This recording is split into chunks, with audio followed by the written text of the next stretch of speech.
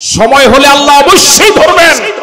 আমাদের ধৈর্য না থাকার কারণে আমরা সময়টাকে অনেক লম্বা মনে করি, কিন্তু আল্লাহ পাক কোন জালেম যখন চূড়ান্ত পর্যায়ে চলে যায় তখনই আল্লাহ তাকে ধরার সময় হয়। আমি আল্লাহ এই জুলুমগুলো দেখি নাই, বিষয়টা এরকম নয়। আমি আল্লাহ দেখেছি জালেমদের অত্যাচার, এই জালেমদের সব কর্মতৎপরতা আমি আল্লাহ লিখে লিখে রেখেছি। সুবহানাল্লাহ। এবার তাদেরকে ধরার পালা। এবার নূহ নবীর প্রতি আল্লাহ নির্দেশ দিলেন, ওয়াসনাইল ফুলকা বিআয়ুনিনা ওয়া ওয়াহিনা। ও নূহ, তুমি একটা কিস্তি বানাও। কি বানাও? সবাই বলে, একটু কল্পনা করেন, একজন পয়গম্বর, সমাজের মানুষেরা তার প্রতি কি পরিমাণ অমানবিক আচরণ করেছে। আপনি কথাটা মানেন আর না মানেন, অন্তত কথাটা তো শুনবেন। কিন্তু এলাকার লোকেরা তার কথা শুনতো না, কানে আঙ্গুল দিত। এই চরিত্রের লোক এখনো সমাজে আছে। গানের আওয়াজ শুনলে মেজাজ ভালো হয়ে যায়, আজান শুনলে মেজাজ গরম হয়। কথা বলে না কেন? গানের আওয়াজ শুনলে মেজাজ ভালো হয়ে যায়, ওয়াজ মাহফিল শুনলে মেজাজ গরম হয়ে যায়। কথা বলে না, কাছে না নাই? ইসলাম বিরোধী স্লোগান শুনলে মেজাজ ভালো হয়ে যায়, নারায়ে তাকবীর আল্লাহু আকবার স্লোগান শুনলে মেজাজ গরম হয়। দেশটা হুজুরে ভরে গেছে। যত জুলুম আসবে, নির্যাতন আসবে, গালিগালাজ হবে, ইমামতি চলে যাবে, যে কোনো মূল্যে আল্লাহর পথে দাওয়াত দেওয়া থেকে সরে যাওয়া যাবে না। রাজি আছেন? কারা কারা রাজি? দুহাত তুলে দেখান।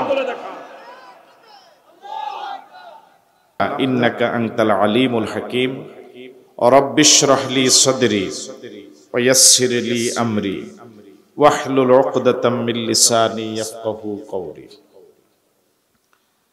আমি শুরুতে কোরআন মজিদের একটি সূরার কিছু অংশ তেলাওয়াত করেছি। সূরাটির নাম হুদ। এই সূরাতে আয়াত রয়েছে 123টি, রুকু রয়েছে 10টি। এই সূরার ক্রমিক নাম্বার 11। রাসূল করিম সাল্লাল্লাহু আলাইহি ওয়াসাল্লামের হিজরতের আগে নাজিল হয়েছিল, এই জন্য সূরাটিকে বলা হয় মাক্কি সূরা।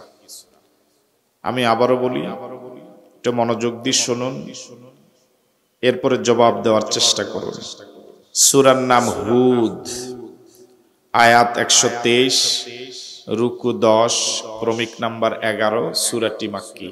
জবাব পাওয়া যাবে ইনশাআল্লাহ। আপনার কি আমার প্রতি রাগ, না যারা চলে গেলেন তাদের প্রতি রাগ? আপনারা যে বসে আছেন, আপনারা একটু কথা বলেন। সূরার নাম এখনো বলেই নেই অনেকে। সূরার নাম আরো জোরে বলুন। আমি মূলত পেশাদার শিক্ষক মানুষ, আমি পেশাদার ওয়াইজ না। কাঁদানো, হাসানো, টান দেওয়ার এই ওয়াজ আমার জানা নাই। যদি এই নিয়তে কেউ বসে থাকেন তাহলে ভুল করছেন, চলে গেলেই ভালো। আর যদি কোরআন মজিদ থেকে কিছু শোনার আগ্রহ নিয়ে বসে থাকেন তাহলে স্বতঃস্ফূর্ততার সাথে বসুন, মনোযোগী হয়ে শুনুন, এবং যদি মন চায় কিছু জবাব দিন। সূরার নাম, আয়াত 123। আয়াত কত? রুকু, ক্রমিক নাম্বার। সূরাটি মাক্কি না মাদানী? এবার এভাবে বলুন, কোরআন মজিদের 10 নাম্বার সূরায় কয়টি আয়াত? 123। কয়টি আয়াত? কয়টি রুকু? মাক্কি না মাদানী? এবার সবাই একসাথে বলুন সে সূরাটির নাম। আল্লাহ রাব্বুল আলামিন লক্ষাধিক নবী এবং রাসূল দুনিয়াতে পাঠিয়েছিলেন। সব নবীর নাম আল্লাহ রাব্বুল আলামিন কোরআন মজিদে নেননি। মাত্র 25 জন নবীর নাম কোরআন মজিদে এনেছেন। এর মাঝে একজন নবী হলেন হযরত নূহ আলাইহিস সালাতুস সালাম। দাওয়াতের জিন্দেগিতে অবর্ণনীয় নির্যাতন সহ্য করেছেন, বিরতিহীন ভাবে আল্লাহর রাস্তায় কাজ করেছেন, আল্লাহর বান্দাদেরকে আল্লাহর পথে ডাকার জন্য অক্লান্ত পরিশ্রম করেছেন। আল্লাহ রাব্বুল আলামিন তাকে দীর্ঘ হায়াত দিয়েছিলেন। 950 বছর তিনি পৃথিবীতে ছিলেন। আরো আসতে বলেন সুবহানাল্লাহ। এই 950 বছরের সুদীর্ঘ জীবনে দাওয়াতের ময়দানে নিরলস পরিশ্রমের ফসলে মাত্র 80 জন আল্লাহর বান্দাকে তিনি কালেমা পড়াতে পেরেছিলেন। কতজন? আপনারা এর থেকে অনেক বেশি না। উনি 950 বৎসরে দাওয়াতের জিন্দেগিতে মাত্র 80 জন আল্লাহর বান্দাকে কালেমার দাওয়াত কবুল করাতে পেরেছিলেন। তো স্বাভাবিকভাবেই মনটা কিছু খারাপ হওয়ারই কথা, যে এত পরিশ্রম করি, এত কষ্ট করি, এত দাওয়াত দেই, কিন্তু মানুষগুলো আমার দাওয়াত কবুল করছে না। ঠিক এমন সময় আল্লাহ রাব্বুল আলামিন হযরত নূহ আলাইহিস সালাতু ওয়াস সালামের কাছে ওহী পাঠিয়ে বললেন, নূহ, এ পর্যন্ত যারাই ঈমান এনেছে এছাড়া নতুন করে আর কেউ তোমার দাওয়াত কবুল করবে না, আর নতুন করে কেউ ঈমানদার হবে না। বুঝেন নাই কথা? এ পর্যন্ত যে 80 জনই কালেমা পড়েছে, বাস এতটুকুই, এছাড়া নতুন করে আর কেউ কালেমা পড়বে না। বর্তমান পৃথিবীর অবস্থা তাই। আলেম ওলামা, হক্কানি পীর মাশায়েখ, ইকামতে দ্বীনের দায়িত্বশীলেরা, মসজিদের খোতাবারা সব সময় নিরলস ভাবে জাতিকে সঠিক পথের কথা বলেই যাচ্ছেন, জাহান্নামের ভয় দেখাচ্ছেন, কিন্তু জাতি, গোটা পৃথিবীর মানুষ আলেমদের কথা যে পরিমাণ শুনে তার থেকে বিরোধিতা করে তার অনেক গুণ বেশি। আপনাদের এলাকায় মনে হয় এরকম নাই? জোরে বলেন, আছে না নাই? আল্লাহ রাব্বুল আলামিন বলেন, ওয়া উহিয়া ইলা নূহিন আন্নাহু লা ইউমিনা মিন কওমিকা ইল্লা মান ক্বাদ আমানা। আমি নূহের প্রতি ওহী পাঠালাম। ওয়া উহিয়া ইলা নূহিন, নূহ নবীর প্রতি ওহী প্রত্যাদেশ প্রেরণ করা হলো। ওহী পাঠিয়ে নূহকে বলা হলো, আন্নাহু ক্বাদ লা ইউমিনা মিন কওমিকা, ও নূহ, ইতিপূর্বে তোমার দাওয়াত যারা কবুল করেছে, তোমার দাওয়াত যারা রিসিভ করেছে, এছাড়া নতুন করে আর তোমার দাওয়াত কেউ কবুল করবে না। ফালা তাবতাইজ বিমা কানু ইয়াফআলুন। গোটা দেশ একদিকে, হযরত নূহ এবং মাত্র 80 জন আল্লাহর বান্দা একদিকে, যারা নূহ নবীর দাওয়াত রিসিভ করে নাই, ওরা যদি দাওয়াত রিসিভ না করে নীরবে বসে থাকতো তাও তো এক কথা ছিল, কিন্তু যারা দাওয়াত রিসিভ করে নাই তারা নতুন ঈমানদারদের প্রতি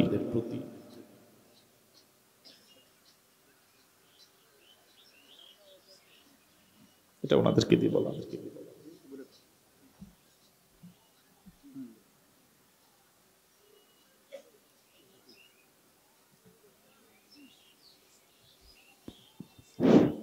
দুইটা বাচ্চা হারানো গিয়েছে, বাচ্চার পরিবারবর্গ তথা তাহার মা কান্নাকাটি করতেছে। যদি কেউ দুইটা বাচ্চার সন্তান পেয়ে থাকেন আমাদের স্টেজে পৌঁছায় দিবেন ইনশাআল্লাহ। যারা নূহ নবীর দাওয়াত রিসিভ করে নাই, ওরা যদি নীরবে দাওয়াত রিসিভ না করে নীরবে বসে থাকতো তাও তো এক কথা ছিল, কিন্তু ওরা নীরবে বসে থাকে নাই, বরং নূহ নবী এবং ঈমানদারদের প্রতি প্রতিদিন প্রতিনিয়ত ওরা কর্মসূচি দিয়েই যাচ্ছে। ঈমানদারদের বিরোধিতা ওরা অনবরত করেই যাচ্ছে। বর্তমান পৃথিবীর অবস্থাও ঠিক তেমন।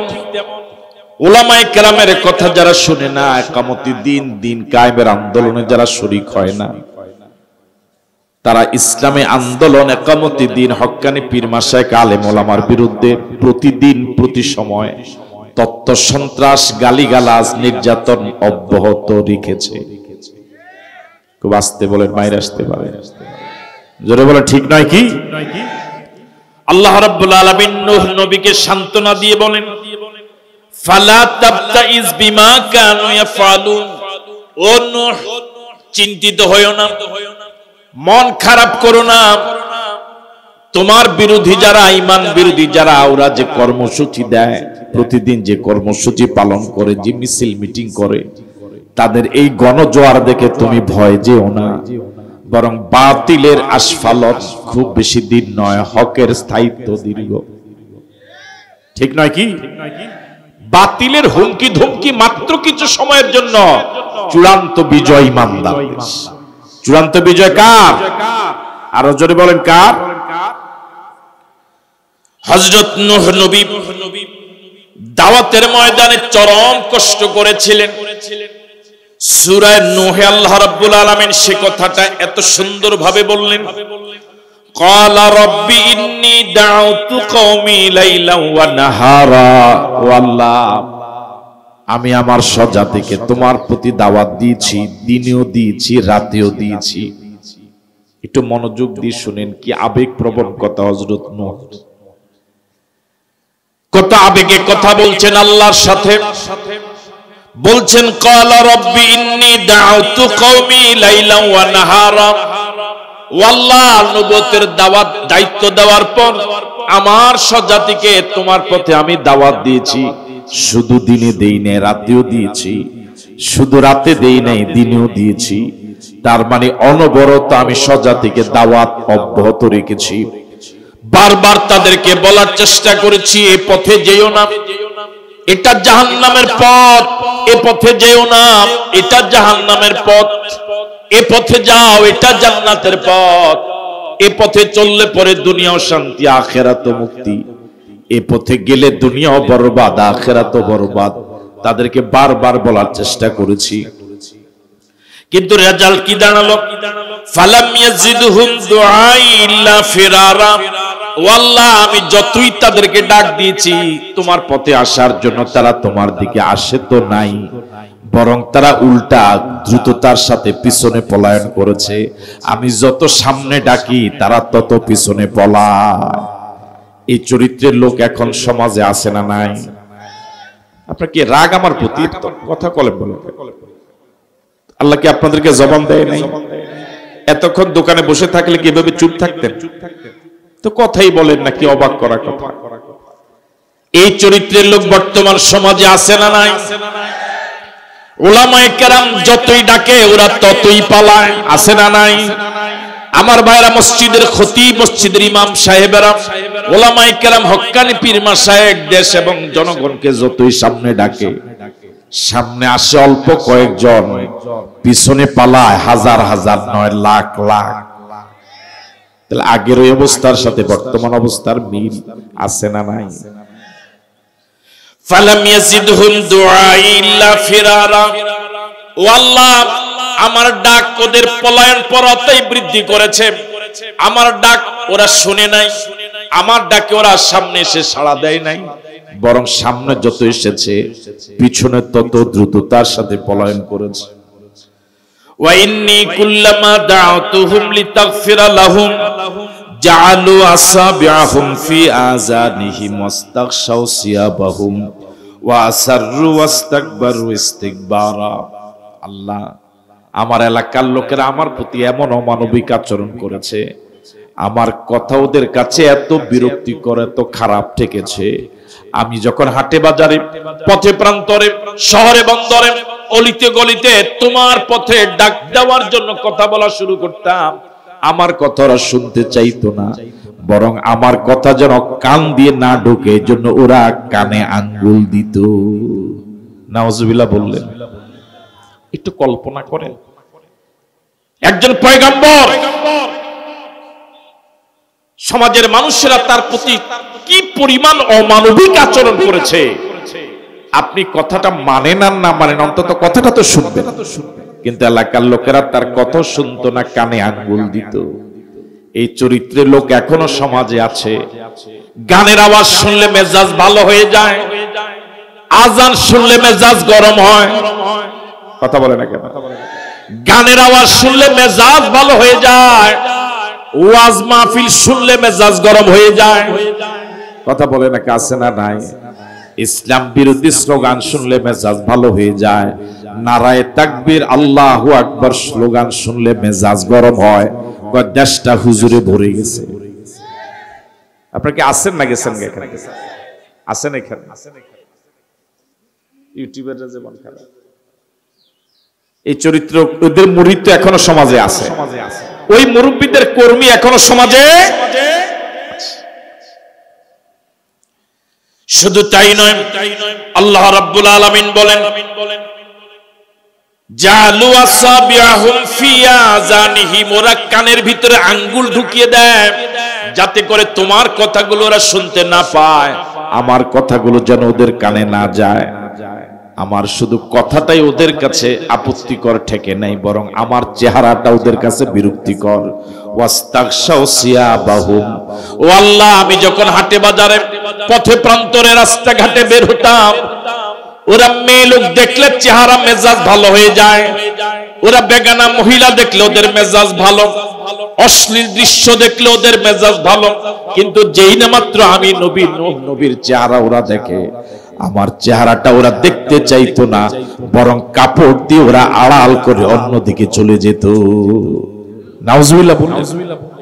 একজন নবীর প্রতি দূরের কেউ নয়, স্বজাতির, নিজের বংশের, নিজের এলাকার, নিজের গ্রামের জনগণ এরকম অমানবিক আচরণ করেছে, এরপর নবীকে দাওয়াতের ময়দান থেকে দূরে রাখতে পারে না। আল্লাহু আকবার বলবেন না? এদের মুরিদ এখনো সমাজে আছে না নাই? ওলামায়ে কেরামের চেহারা দেখলে মেজাজ গরম, কয় এত হুজুর দেশে। হ্যাঁ, এই ভাই ভালো কথা দেখেন, এর মতো আর 10টা কর্মী থাকলো হয়তো ইনশাআল্লাহ। এরকম সব লোক আছে না সমাজে আমার ভাইয়েরা? এবার আপনাদের কাছে আমার প্রশ্ন, যেই লোকেরা হযরত নূহ নবীর প্রতি এরকম অমানবিক আচরণ করেছে, কথা শুনতে চাই নাই, কানে আঙ্গুল দিত, চেহারা দেখতে চাইতো না, মুখের সামনে পর্দা দিয়ে সরে যেত, এরপরও এরকম জুলুমের পরও কি হযরত নূহ দাওয়াত দেওয়া বন্ধ করেছে? দাওয়াতি কাজ কি বন্ধ করেছে? আমার আপনার এখন এই আয়াত থেকে, তাফসীর থেকে শিক্ষণীয়, যত জুলুম আসবে, নির্যাতন আসবে, গালিগালাজ হবে, ইমামতি চলে যাবে, যেই কোনো মূল্যে আল্লাহর পথে দাওয়াত দেওয়া থেকে সরে যাওয়া যাবে না। রাজি আছেন? কারা কারা রাজি? দুহাত তুলে দেখান। আল্লাহ আমাদেরকে কবুল করে বলি আমিন। আরো জোরে সরে বলি আমিন। জীবন বড় না ঈমান বড়? আরো আসতে বলেন, জীবন বড় না ঈমান বড়? ঈমান রক্ষা করার জন্য যদি জীবন দেওয়া লাগে জীবন দেব, কিন্তু ঈমান দেব না। ঠিক আছে ইনশাআল্লাহ? জীবন চলে যেতে পারে, একজন লোক ঈমান রক্ষা করার জন্য যদি জীবন দিয়ে দেয়, লোকটা লাশ হয়ে গেল, পাস না ফেল, আর জীবন রক্ষা করার জন্য ঈমান দিয়ে দিল, পাস না ফেল। তাহলে আমরা কি সিদ্ধান্ত নিতে পারবো জালেমেরা যত জুলুম করুক ইনশাআল্লাহ ঈমানের পথ থেকে সরে যাব না? রাজি আছে তো ইনশাআল্লাহ? আল্লাহ কবুল করুক বলি আমিন। এবার আপনাদের কাছে প্রশ্ন, যে জালেমেরা হযরত নূহ নবীর প্রতি এত অত্যাচার করলো, ওদেরকে একটা শাস্তি হওয়া দরকার না? কথা বলে না? এদের একটা শাস্তি হওয়া কি দরকার?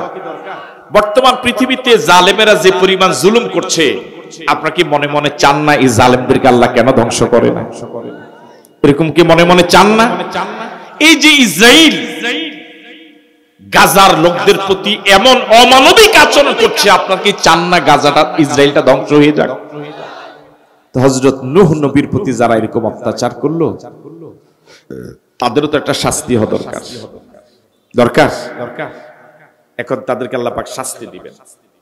বিশ্বাস করুন, এই পৃথিবীতে যত বড় জালেম ছিল আল্লাহ কাউকে ছাড় দেয় নাই। হয়তো সময়ের ব্যবধানে আল্লাহ পাক হালিম, তিনি প্রচন্ড ধৈর্যশীল। আমরা ধৈর্য কম, এই কারণে আমরা চাই এরকম জুলুম নির্যাতন করে, আলেম ওলামারে মেরে ফেলে, এরকম শিশুকে নির্যাতন করে গুম করে নিয়ে যায়, আল্লাহ ধরে না। যেহেতু আমাদের ধৈর্য কম, এই জন্য আমরা এটা বেশি বারবার বলি, আবেগ দিয়ে বলি। কিন্তু আল্লাহ তো চরম ধৈর্যশীল, তিনি হালিম, তিনি এত সহজে ধরে না, আবার যখন ধরে তখন তাও কাউকে ছাড়ে না। ঠিক নয় কি? সময় হলে আল্লাহ অবশ্যই ধরবেন।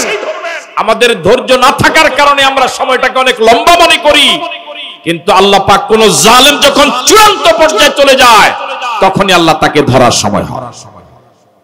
বুঝতে পারছি কথা? এবার আল্লাহ রাব্বুল আলামিন নূহ নবীর প্রতি যারা জুলুম করেছে, ওই জালেমদেরকে এবার ধরার সময় হয়েছে। এই জন্য আল্লাহ রাব্বুল আলামিন নূহ নবীকে বললেন, ওয়াসনাইল ফুলকা বিআয়ুনিনা ওয়া ওয়াহিনা ওয়া লা তুখাতিবনি ফিল্লাযিনা যালামু।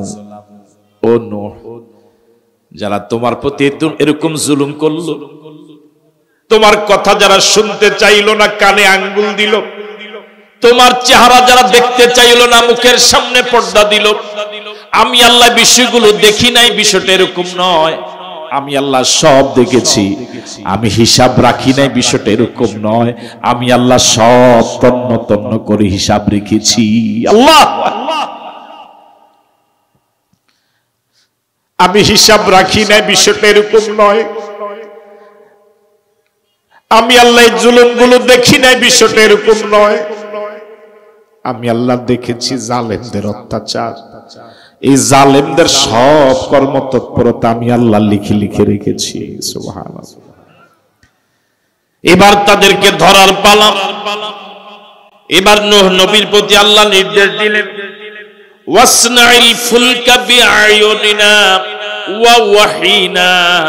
ও নূহ, তুমি একটা কিস্তি বানাও। কি বানাও?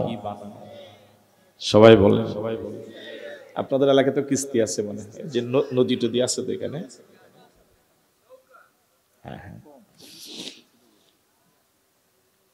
আল্লাহ রাব্বুল আলামিন বললেন, ওয়াসনাইল ফুলকা, ও নূহ একটা কিস্তি বানাও।